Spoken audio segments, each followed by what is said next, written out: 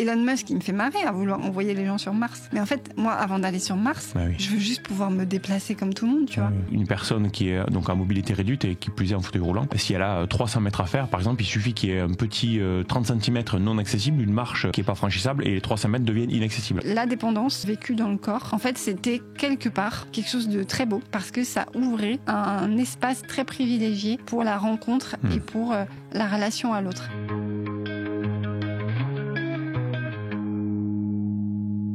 Salut à tous, bienvenue sur le podcast Inspire. Je reçois dans ce podcast des personnes, des personnalités, des salariés, des collaborateurs aussi pour témoigner.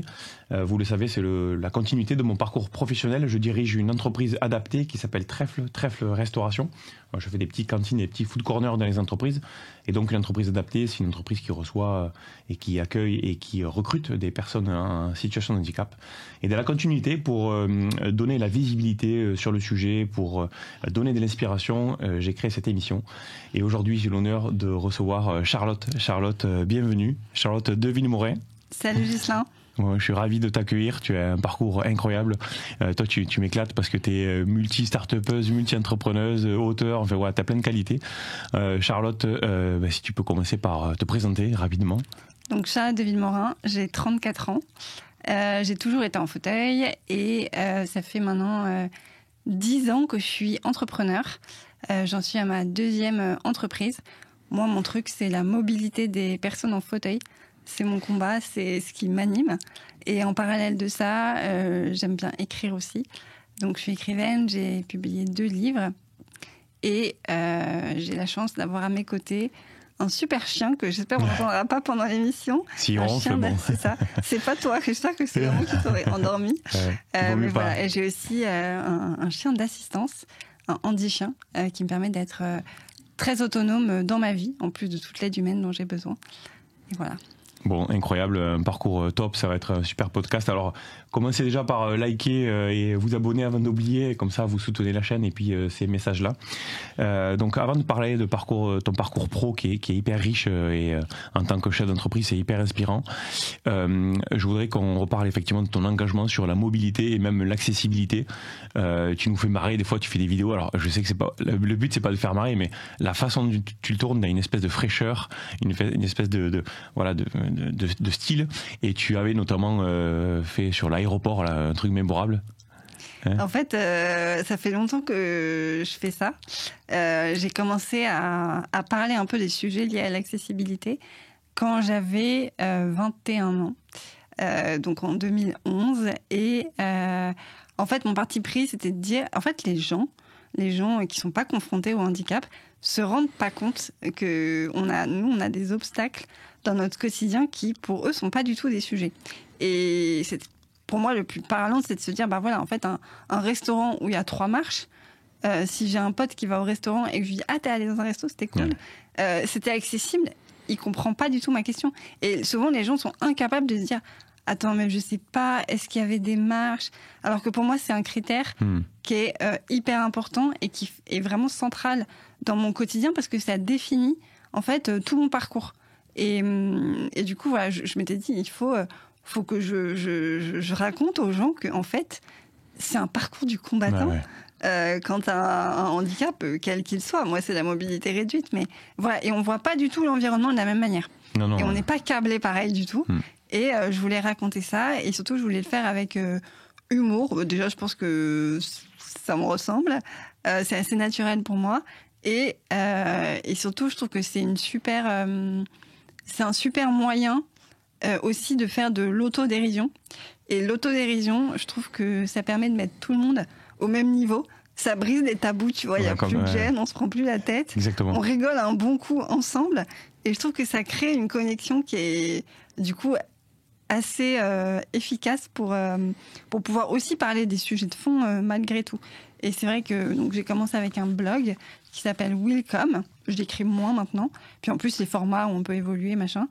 Et c'est vrai que récemment, j'ai fait quelques petites vidéos qui ont beaucoup tourné sur les réseaux pour montrer des situations en vrai de galère ou quand tu dois prendre l'avion avec ton fauteuil. D'ailleurs, je vais mettre, regardez là, je vais mettre quelques extraits tout de suite sur Charlotte dans sa vidéo.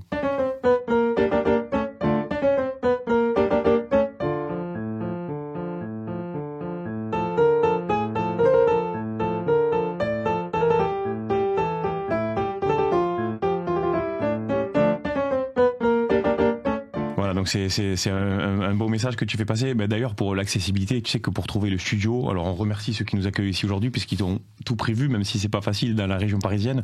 Mais en tout cas, tu sais que j'ai mis 3 semaines. On devait tourner le mois dernier. On a dû décaler parce que j'avais pas de studio accessible. C'est un truc de fou.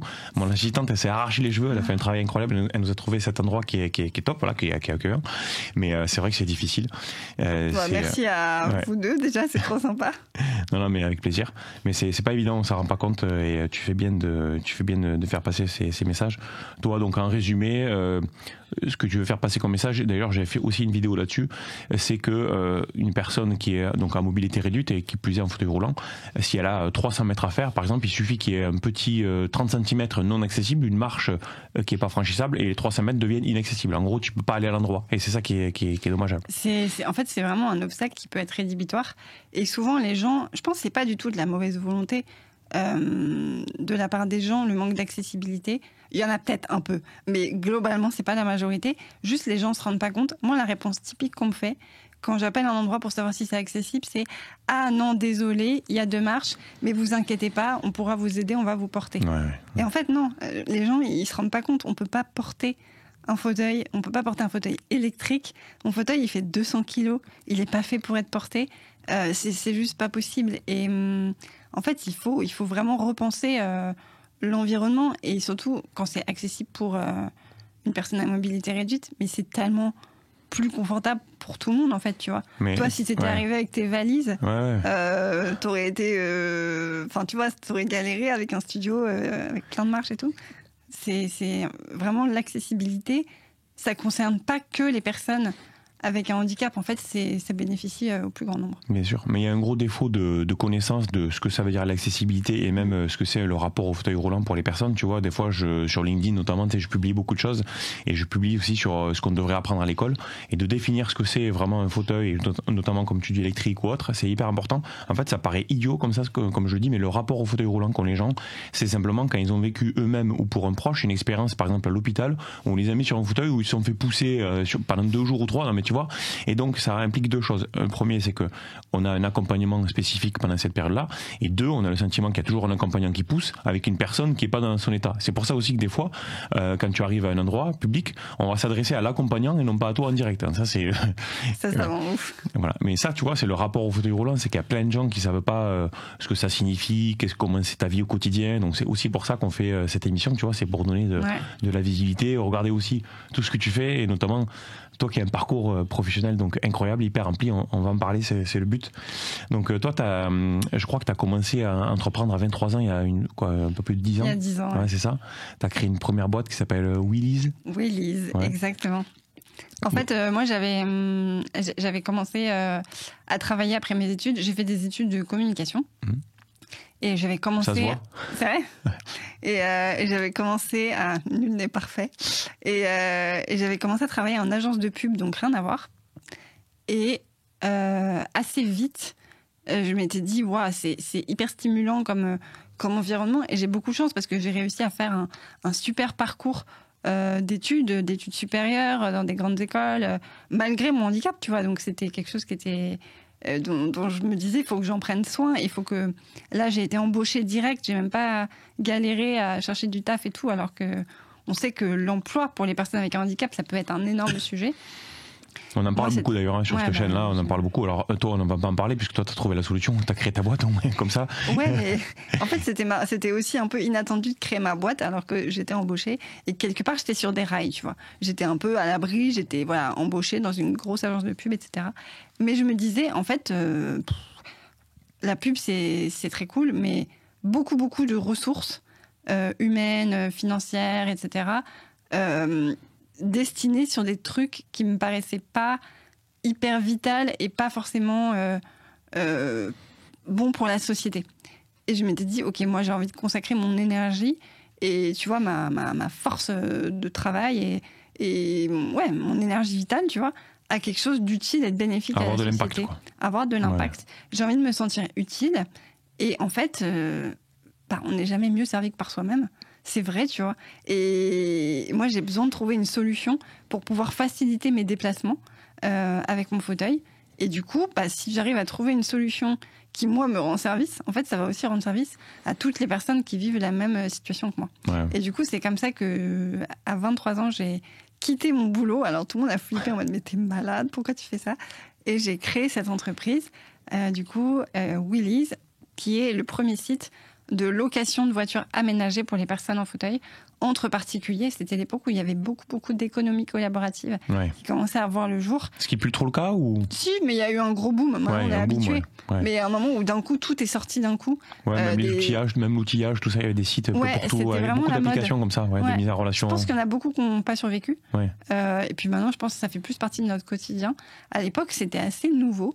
Et il commençait à y avoir pas mal de sites, notamment de location de voitures entre particuliers. Mais rien n'existait pour les voitures aménagées.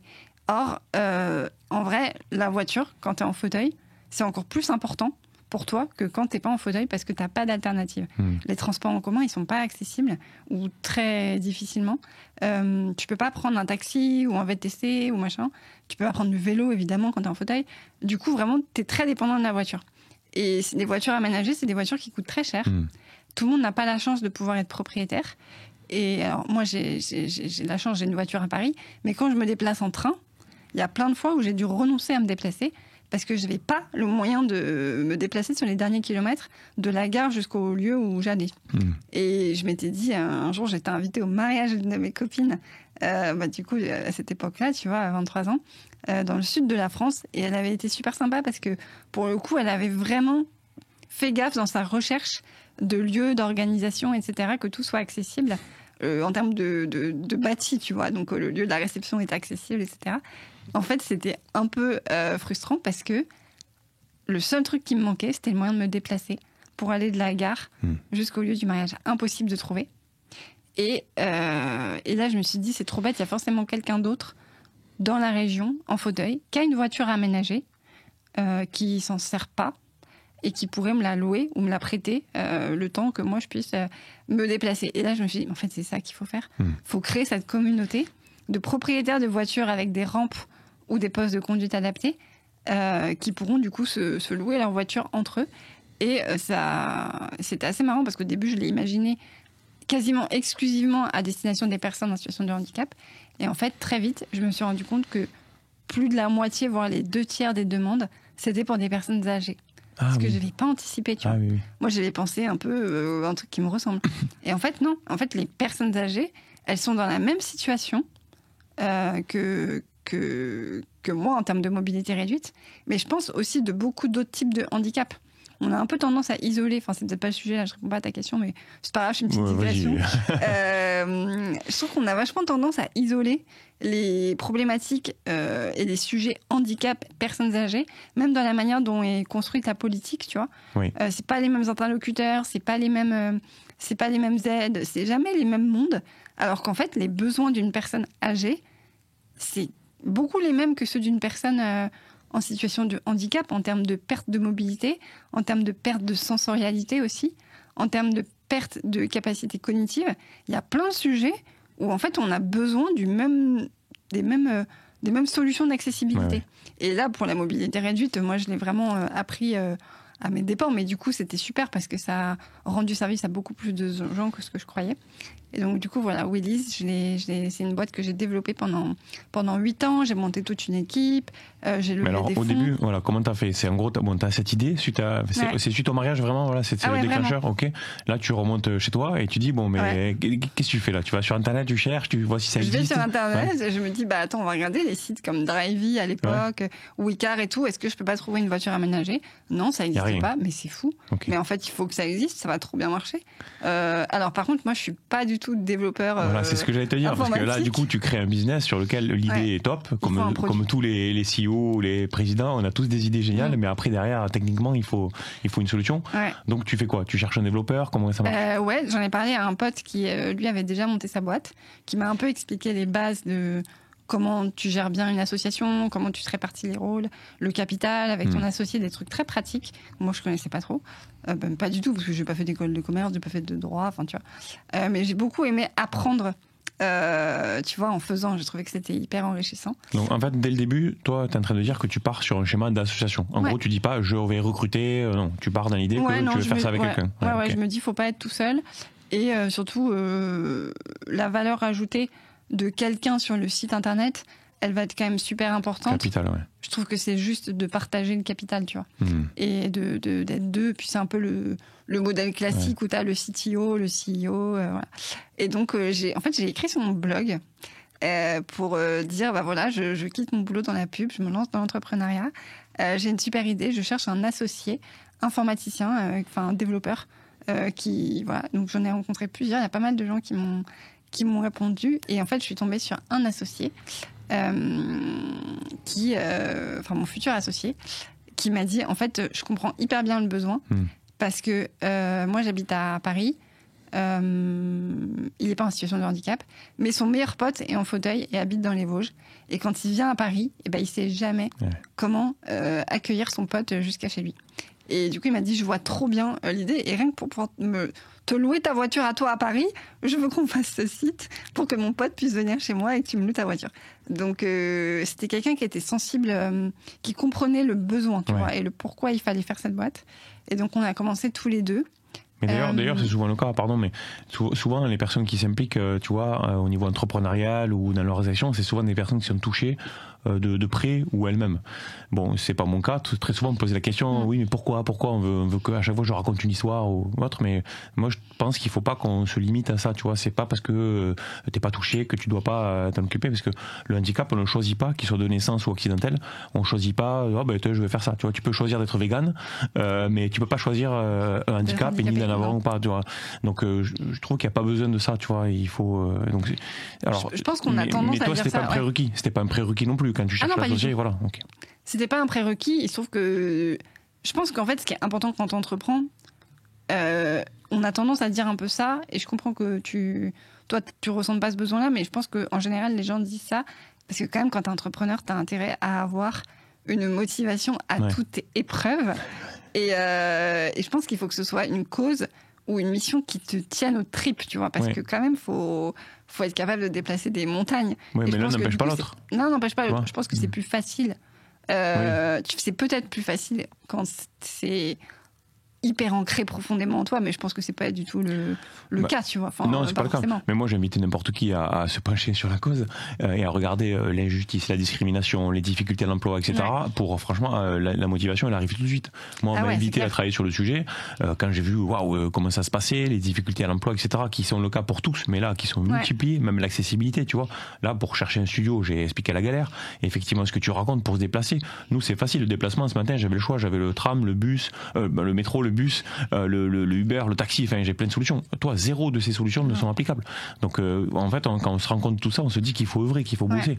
Et comme tu dis, moi j'ai mis plus de temps que toi à avoir un projet avec de l'impact. Mais tu te dis, au moins là, je fais un travail. Le matin, quand je me lève, c'est pour avoir de l'impact. C'est pour créer de l'emploi à des personnes qui ont des difficultés à trouver du boulot. Et en fait, je mesure pas du chiffre d'affaires et de la marge, je mesure de la création d'emplois. Et de là, je déroule un business, tu vois. C'est ça qui est intéressant. Mais il n'y a pas forcément besoin d'être touché, mais en tout cas, c'est cool que tu aies trouvé du coup cette personne là pour t'accompagner. Et du coup, ça allait au bout alors? Vous avez. Oui, on s'est associés, on a démarré, on a gagné beaucoup de concours, ce qui nous a permis de nous. J'ai cru que tu allais dire beaucoup d'argent. Pas tout de suite. Pas tout de suite. On a gagné beaucoup de concours au début, mais au début, tu démarres, t'as rien, t'as tes économies d'étudiants. En bref, tu vas pas très loin. Les concours, ça remplit pas le frigo, hein ça, un peu. Un peu quand même. Vrai, quand même, ouais. Ah, parce que t'as gagné des sous? On a gagné beaucoup de concours avec des sous. C'est ce qui nous a permis, nous, de nous payer, de payer nos premiers salariés. On a eu un gros concours. On a été élu meilleur projet d'innovation sociale par la Commission européenne. Et ça nous donne une belle subvention.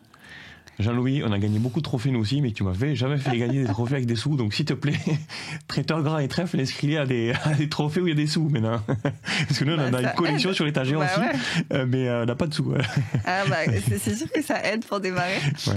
Donc on a démarré comme ça, puis après le business a grandi, et puis c'est devenu un vrai business qui crée de la valeur. J'ai développé ça pendant 8 ans. J'ai énormément appris. C'était hyper stimulant.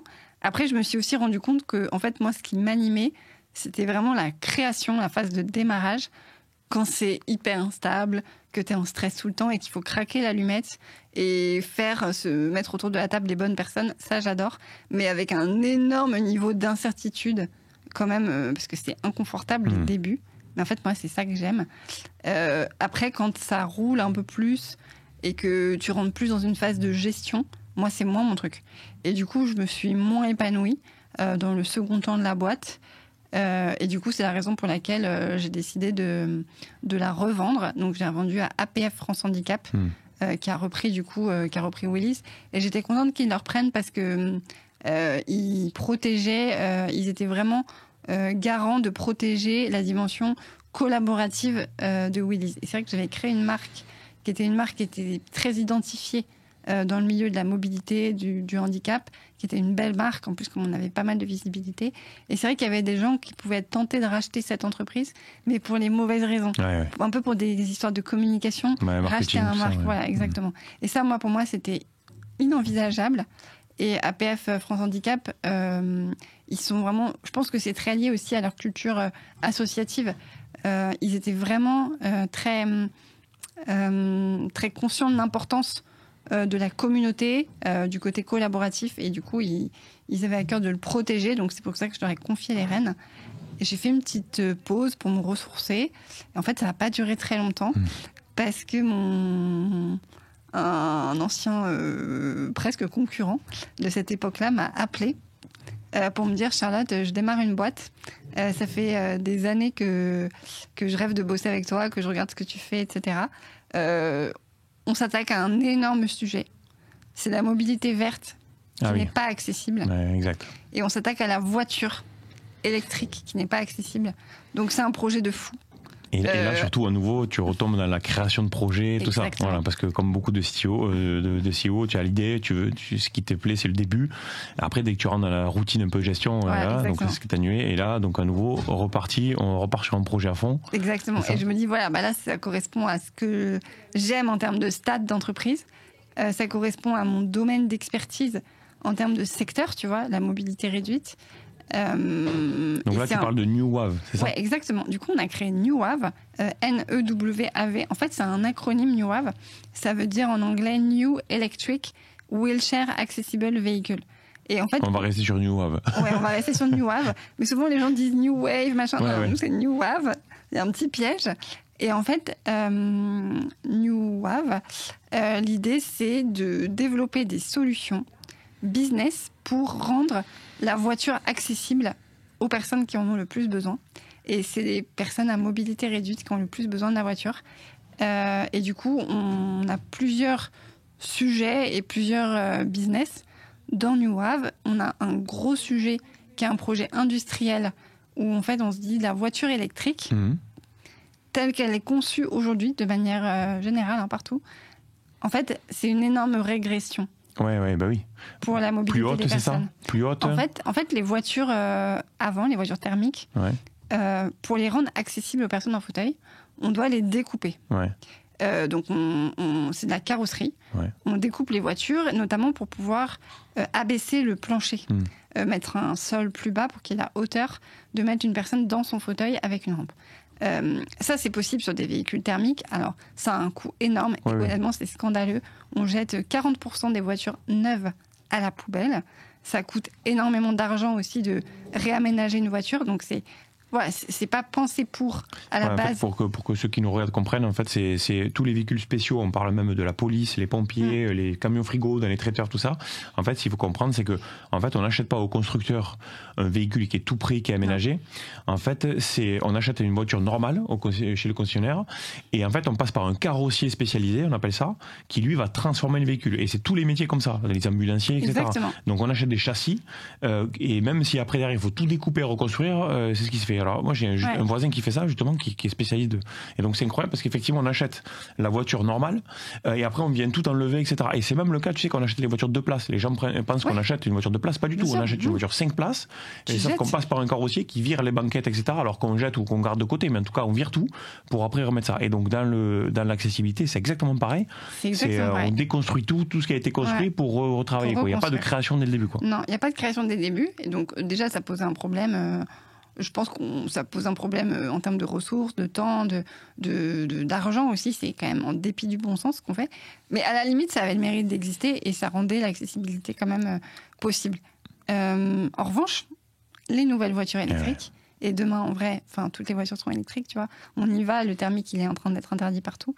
Donc la question, c'est plus de savoir est-ce qu'on y va, c'est juste comment on fait. Ouais. En fait, les voitures électriques, on peut plus faire ça. Et oui, batterie au plancher, le seuil qui est beaucoup plus haut. Voilà, parce que comme les batteries sont dans le châssis, tu peux plus les découper. Du coup, il n'y a plus de solution pour transformer les voitures et les rendre accessibles. Donc, énorme warning, nous on tire la sonnette d'alarme et personne ne s'en rend compte. Et là, j'ai beaucoup rencontré des dirigeants dans l'industrie auto, etc.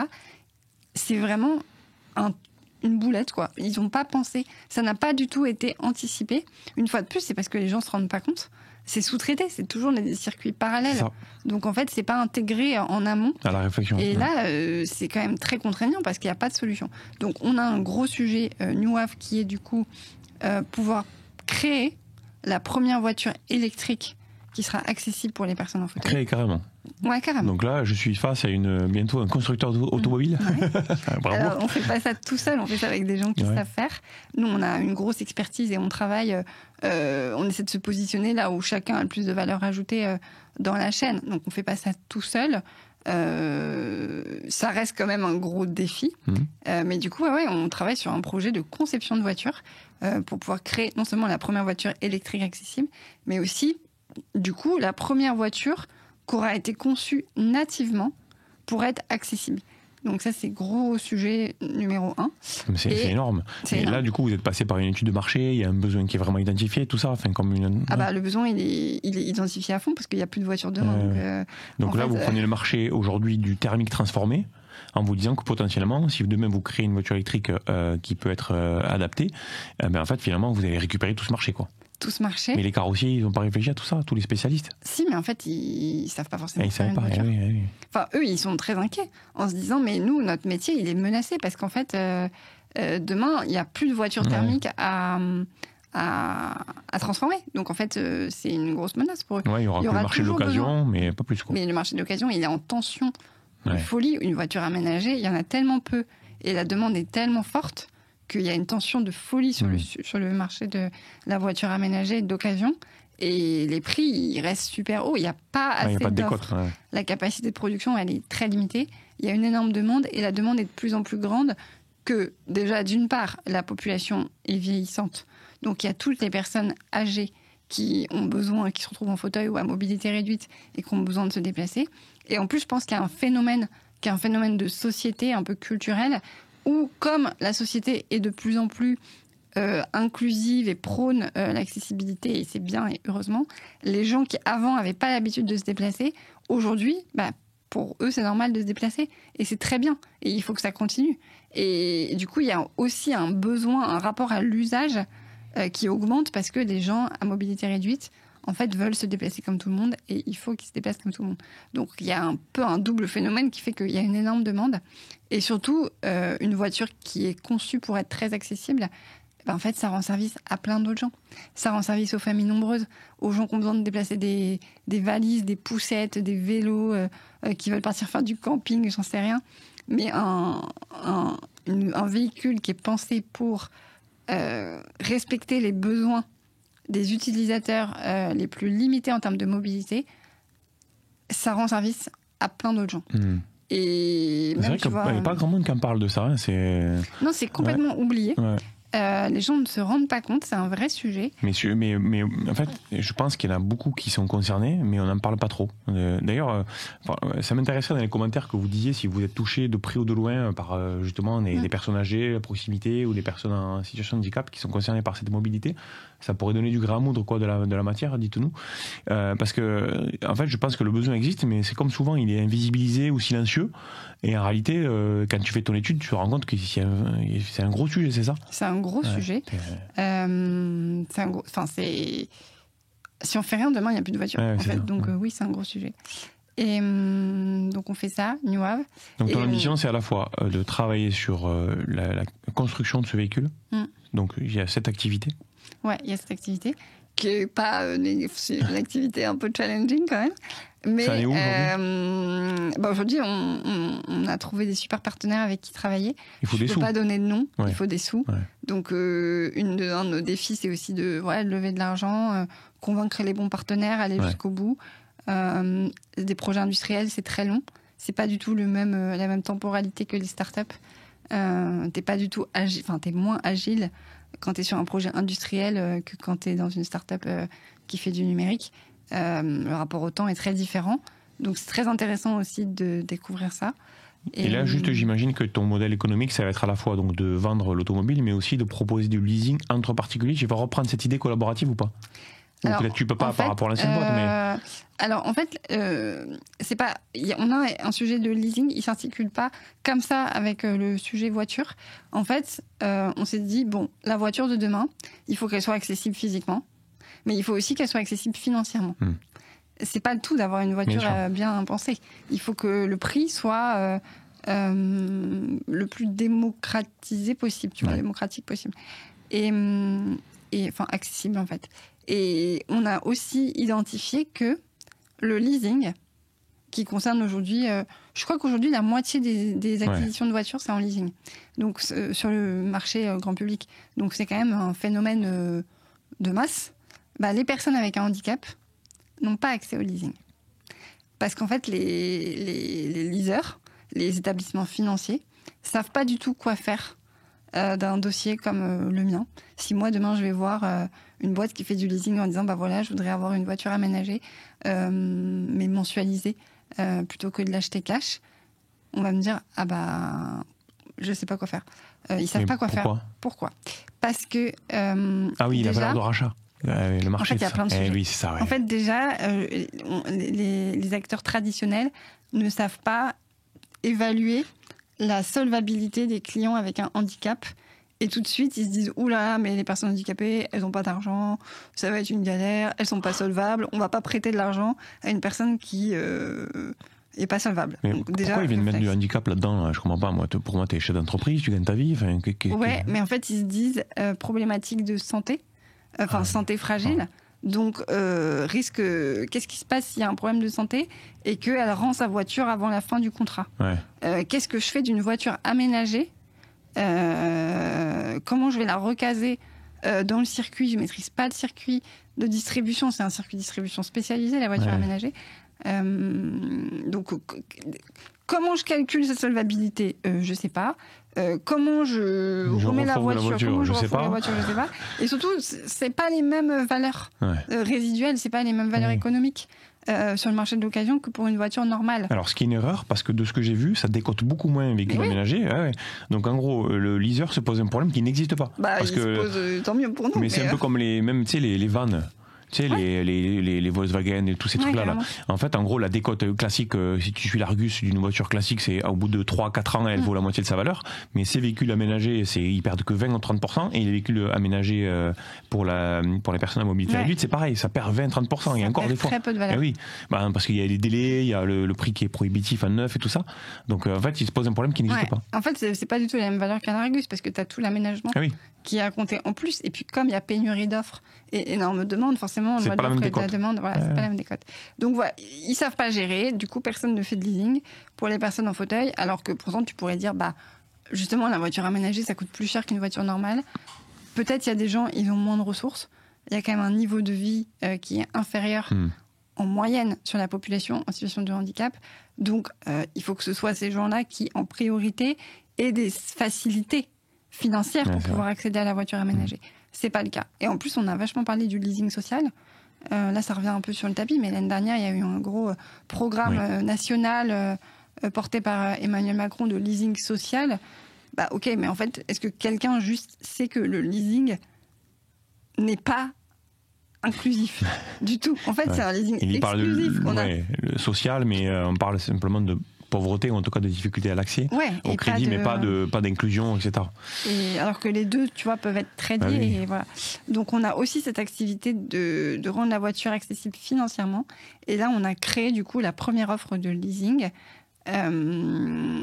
en location longue durée ou en location avec option d'achat. C'est les deux formes de leasing qui peuvent exister. Ça s'appelle habilise et du coup, ça permet enfin aux particuliers qui veulent faire l'acquisition d'une voiture aménagée, mais qui n'ont pas les moyens ou qui n'ont pas envie de payer 40, 50 000 euros cash une voiture dès le départ, de pouvoir mensualiser les coûts en fait de la voiture. Et du coup, voilà, on a aussi ce sujet-là. On a plein d'autres trucs dans les cartons, mais pour le moment, on les garde pour nous. En tout cas, ce qui est sûr, c'est que la mobilité verte, d'une manière générale, moi, c'est un truc qui m'a beaucoup frappé déjà à l'époque de Willys en tant qu'entrepreneur, beaucoup invité sur les événements liés à la mobilité, à l'innovation, etc. Je me disais, c'est fou parce d'avoir cet oubli, quoi. C'est fou parce que c'est un écosystème qui est hyper stimulant avec beaucoup d'innovations techno aussi parfois. Tu vois, on est en train d'inventer des taxis volants, des trucs de ouf. Et juste, la voiture de base, elle n'est pas accessible. Et moi, c'est un truc que je dis, tu vois, un peu pour la blague, mais en vrai, je le pense souvent. Genre, Elon Musk, il me fait marrer à vouloir envoyer les gens sur Mars. Ouais. Mais en fait, moi, avant d'aller sur Mars, je veux juste pouvoir me déplacer comme tout le monde, tu vois. M'emmène pas sur Mars, juste fais-moi traverser Paris, je serais déjà contente. On a oublié juste les besoins primaires, vitaux, les droits fondamentaux de toute une partie de la population. Et c'est pas un si petit marché, tu vois. Ouais. Et c'est un message fort que tu portes d'ailleurs. Et je vois même que tu vas jusqu'à t'impliquer en politique. Tu parlais un petit peu de politique tout à l'heure.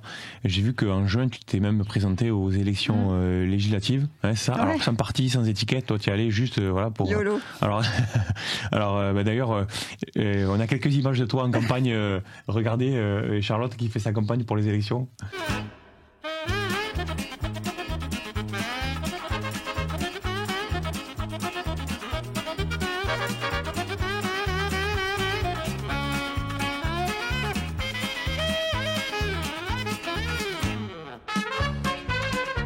Alors, ça a donné quoi? Alors déjà, quel était ton projet? Tu voulais défendre quelle idée en faisant ça? En fait, à la base, il faut que je te raconte ce qui m'a donné envie. C'est qu'on sortait des élections européennes et on avait reçu 36 ou 37 listes différentes là, pour les européennes dans l'enveloppe.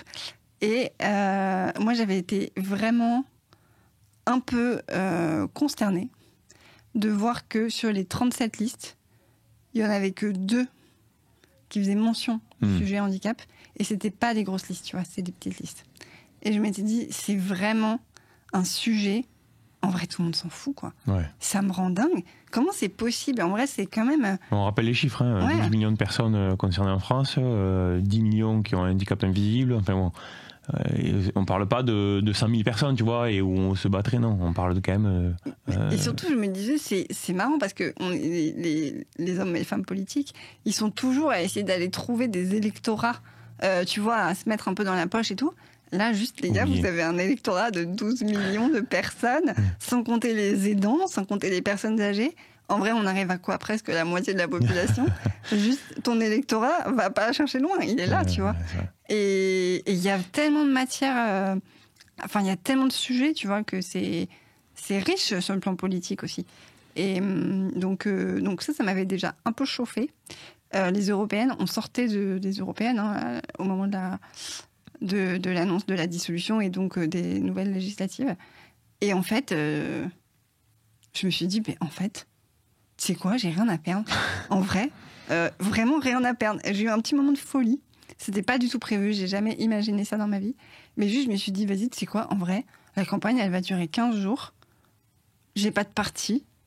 Je sais pas comment on fait. Mais je m'en fous, j'y vais, tu vois. En fait, à un moment, faut se bouger, quoi. Ouais, ça fait passer un message aussi, dans tous les cas. Ouais. Exactement. Et du coup, l'idée, c'était vraiment de... Alors, j'étais contente et c'était important pour moi, par contre, d'y aller sans étiquette et sans parti, parce que déjà, je voulais pas être récupérée politiquement, instrumentalisée. Et surtout, je m'étais dit, c'est un sujet qui doit être transpartisan et qui, du coup, doit fédérer, doit embarquer tout le monde. Et on avait une campagne qui était quand même très particulière, avec des gros affrontements, de gros blocs, tu vois, très à droite, très à gauche, très au centre. Moi, je me disais, il ne faut pas parler de ça du tout, tu vois, c'est pas le sujet. Le sujet, là, c'est juste une société qui écoute la voix de ceux qui ne sont pas entendus, des personnes avec un handicap, des aidants, des personnes âgées, et essayer de porter un message positif déjà, de société, Mais t'as réussi, vivre ensemble. t'as eu des bons retours là-dessus? Ouais, j'ai eu des bons retours. Les gens étaient très à l'écoute. Je pense qu'il y a beaucoup de gens qui, en plus, se retrouvent pas dans les partis, tu vois, tels qu'ils sont aujourd'hui présents sur la scène politique. Donc, il y a beaucoup de gens qui sont un peu écœurés et qui se disent, au moins, c'est un vote utile, tu vois. Je sais que sans étiquette, t'as aucune chance. Ça donnait quoi le d'être résultat? élu. On a eu 1,25% des voix, donc c'est tout petit. Un nombre, ça fait quoi? Ça fait un peu plus de 700 voix dans ma circonscription. D'accord, ok. C'est tout petit, évidemment, tu vois, il faut rester très humble face aux résultats, mais en même temps, je me dis... Mais le message est quand même passé, non? Le message est passé, et il y a eu énormément de relais dans les médias, et ça, c'était important. Et en fait, c'était aussi ça que je voulais, c'était pouvoir porter cette voix, rappeler que c'est un sujet, qu'on doit parler du handicap. Il n'y a pas que les sujets de sécurité, de pouvoir d'achat. Il n'y a pas que ces sujets-là, il y a aussi des sujets... bien sûr. de société, quoi. Enfin, ça fait partie des sujets de société. Et aussi, je m'étais dit, c'est important que les gens se familiarisent avec l'idée que tu peux être en situation de responsabilité politique avec un handicap, et que c'est très peu le cas aujourd'hui. Nos instances politiques et nos institutions politiques, je trouve, manquent beaucoup de diversité dans les profils. Et tu vois, typiquement, si je fais un parallèle avec l'entrepreneuriat, en fait, un entrepreneur pas concerné par le handicap, il n'aurait jamais pensé à cette histoire de voiture aménagée. Oui, c'est ça, mais oui. Parce qu'il c'est ce qu'on disait tout à l'heure. Mais oui. Et il n'est pas du confronté. coup, je trouve que quand même la diversité, elle permet aussi de vachement enrichir le débat et l'étendue des solutions, les possibles des solutions, parce que ça apporte un regard différent, qui est complémentaire et qui peut être source d'innovation. Et je pense que si ça vaut dans l'entrepreneuriat, ça vaut aussi dans la politique, et je pense qu'on gagnerait beaucoup à avoir plus de diversité dans les profils politiques. Donc voilà, c'était une super aventure. C'était hyper... Tu veux ça le m'a refaire énormément ou appris. pas? Je sais pas si je le referai comme ça. Je pense que, en tout cas, ça m'a donné envie de continuer à porter ce sujet-là. Moi, je crois que tu vas le refaire. Parce que tu as créé une boîte, t'en as fait une autre. Peut-être. Tu as créé un bouquin, t'en as écrit une autre. Vrai, donc, tu vas faire une élection, peut-être tu vas en faire une autre. 2 fois. Et donc, en parlant de bouquin, c'est vrai que, alors, du coup, tu es multi-startupeuse, multi-entrepreneuse, tu es candidate aux élections législatives, mais tu es aussi auteur ou autrice. On a le droit de dire les deux, tu vois. Ouais, tu as écrit un premier bouquin, moi, qui m'a fait trop marrer. Le titre, alors, si je me souviens bien, c'est ne dites pas à ma mère que je suis handicapé, elle croit que je suis trapéziste dans un cirque. C'est ça? Bravo, ouais, franchement, bien joué. C'était énorme. Donc ça, c'est ton premier bouquin. Pareil, il date d'il y a 10 ans, un truc comme ça. Ouais, 10 ans. C'est au moment de la sortie de ma première boîte. Et là, tu as un nouveau qui est sorti, qui est C'est mon corps. Ceci est mon corps. Ceci est mon corps. Voilà, ok.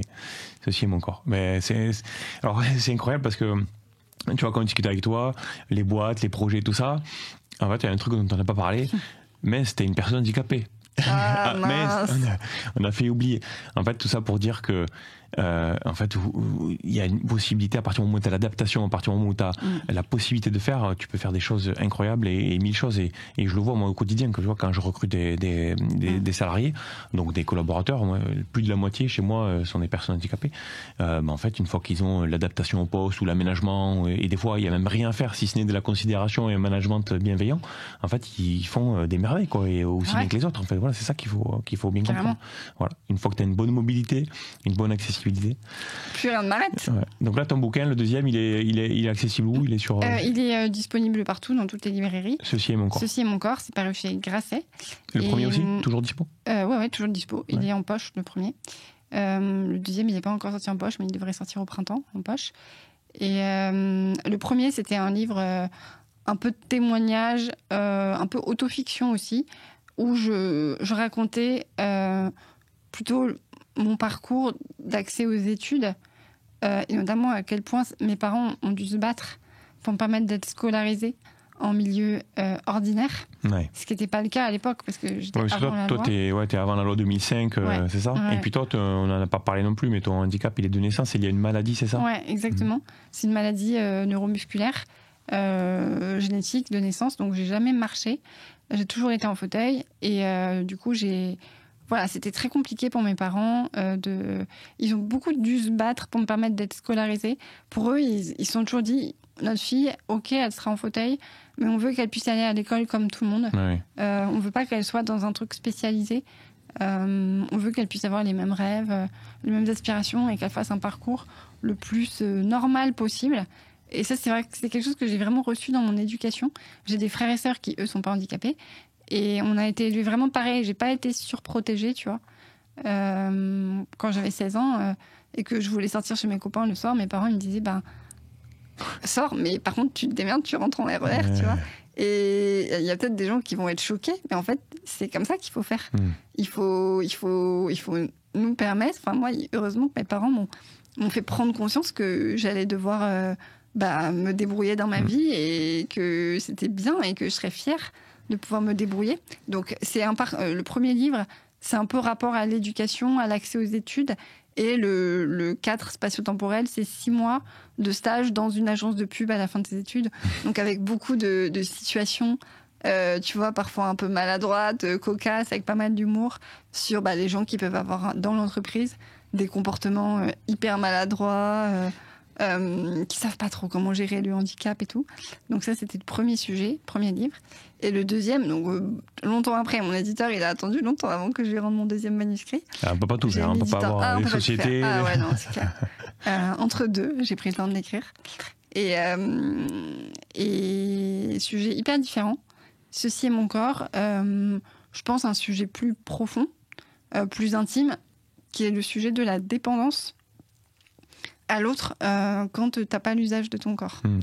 Et c'est vrai que du coup, moi, j'ai besoin d'aide dans mon quotidien. En vrai, j'ai besoin d'aide pour tout. Ouais. Je peux quasiment rien faire toute seule, même si je peux créer des boîtes et faire campagne et écrire des livres. Paradoxalement, j'ai vraiment besoin de tout, de l'autre, quoi, pour vivre, pour survivre même. C'est très basique. Et récemment, récemment, il y a 4 ans, j'ai eu une grosse épreuve. C'est que j'ai perdu la capacité de manger toute seule. Avant, je pouvais manger, utiliser mes bras, prendre la fourchette et manger. Du jour au lendemain, j'ai plus pu. Mes bras, ils m'ont lâché, tu vois. Donc c'est la maladie qui évolue, ça. Ouais, c'est la maladie qui évolue. Et ça a été hyper dur pour moi. J'ai été très humiliée par cette épreuve. Et je me suis dit, en vrai, c'est insurmontable de demander à quelqu'un de me donner à manger. C'est la honte. Genre, je peux pas. Et puis en plus, je suis chef d'entreprise, tu vois. Donc ça veut dire quoi dans ta vie professionnelle ? Tu vas à un déj d'affaires au resto, tu demandes à la personne avec qui tu as rendez-vous de te donner à manger, c'est humiliant, tu vois, au sens propre du terme. C'était hyper dur. Et cette épreuve m'a fait faire un énorme travail sur moi-même, mais m'a aussi fait beaucoup cheminer spirituellement. J'ai beaucoup grandi, tu vois, dans ma foi, dans mon rapport à Dieu, et surtout j'ai compris que la dépendance vécue dans le corps, en fait, c'était quelque part quelque chose de très beau, parce que ça ouvrait un espace très privilégié pour la rencontre et pour la relation à l'autre. Et qu'en fait, on rêve beaucoup d'autonomie, tu vois, dans notre société, où tout le monde dit « je veux être autonome, je veux dépendre de personne et tout ». Et en fait, moi, je suis pas autonome. Je suis vraiment dépendante, mais ça me donne une chance folle. C'est que du coup, je suis en lien très profond avec des tas de gens. Et le fait que je doive avoir la simplicité, un peu l'humilité aussi, tu vois, c'est dur, de demander à quelqu'un, voilà, j'ai besoin de toi, est-ce que tu peux m'aider à manger ? Ça crée un truc hyper fort. Ouais. Et en fait, ça crée des amitiés qui sont super profondes, et d'un coup, tout le monde se met au même niveau, tu vois. Et en plus, je pense qu'il y a un truc assez symbolique, tu vois, dans le fait de se mettre autour de la table, de partager un repas. C'est convivial, tu vois. En fait, c'est quand même une belle expérience. Et du coup, voilà, c'est ça dont je voulais témoigner dans Ceci est mon corps. Je n'en doute pas que ce soit c'est un témoignage qui doit être hyper intéressant, bouleversant et hyper inspirant. Parce que déjà, le peu que tu nous en as livré là aujourd'hui, c'est fabuleux. Moi j'ai envie qu'on s'arrête sur ces mots-là. Je vais mettre dans la description les liens des bouquins, tu vas m'envoyer tout ça, et puis on s'amusera aussi des images là qu'on peut partager. Trop bien. Bravo en tout tout cas, Charlotte, merci d'être venue. Merci d'avoir accepté l'invitation. C'était trop sympa. Ouais. Et puis, je te souhaite en tout cas une superbe continuation. Alors, on est ensemble dans un petit groupe là de copains qui s'appelle Ensemble, qui est un peu piloté par Caroline et Tiffany pour faire bouger les choses. On va faire des vidéos ensemble et tout. Donc, on va pas se quitter de sitôt. Non. Mais en tout cas, voilà, je suis vraiment ravi de tout ça. Abonnez-vous, likez, commentez tout ça pour vraiment booster l'algo, qu'on puisse voir ce genre de témoignages. Il faut donner la visibilité. Donc, je te remercie d'avoir participé. Merci à toi et bravo pour ce super podcast. Merci beaucoup. À bientôt. Salut à tous. Ciao.